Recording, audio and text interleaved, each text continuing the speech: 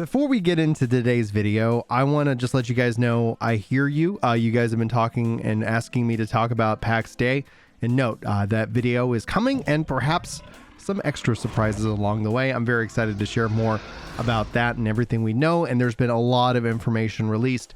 So just buckle up and get ready for that video. But for those of you who have been asking, I just wanted to give you guys that update. But now we got to shift into the downside of the gap, the downside of lack of news. And it's whenever there's not information readily available or you're able to play the game, well, ultimately, I think things become a little bit dramatic. And today we're focusing in on that drama to help correct some information out there.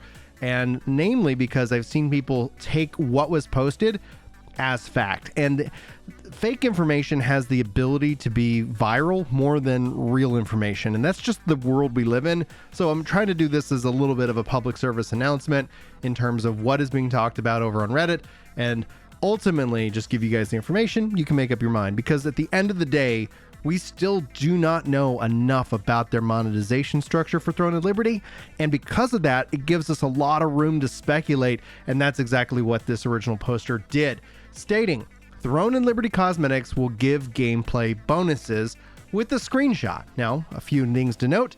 This screenshot itself is an older screenshot from apparently some Russian leaks years ago. But what's also important, and the community thankfully has been able to kind of provide some context to what is being said, stating these actually are not cosmetic items, but rather transformed skills.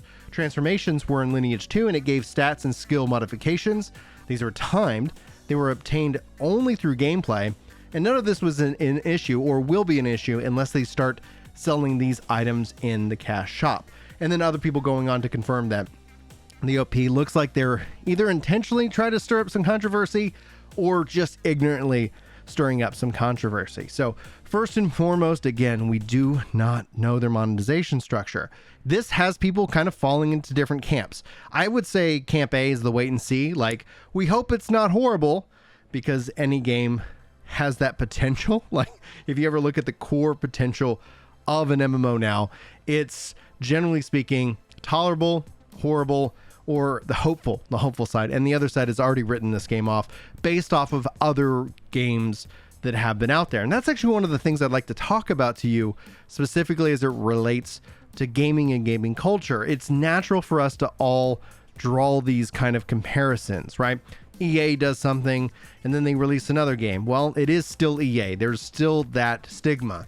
Where it gets weird and where I see gamers kind of take it too far is when they say, EA did something we don't like, therefore Nintendo is also going to go in that same direction.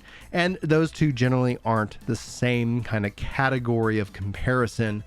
But because it falls into gaming, there is the risk that people do pick that up, and then it becomes something more, something bigger, something more unintentional, or perhaps intentional. Because if the source of this post is to kind of, I don't know, get some attention, create a little bit of controversy beforehand, at the end of the day, they come out and say that's not the case, and this is long forgotten, and the drama just moves on and collapses. But if it does, if it ends up being this is the cornerstone or the pillar of the problem, then the OP, I guess, looks like a hero. I don't know. You guys can let me know one way or the other. But regardless, to say, it's good to see that some people have the right information. They are correcting the information that's out there as it's posted. It's good to see that.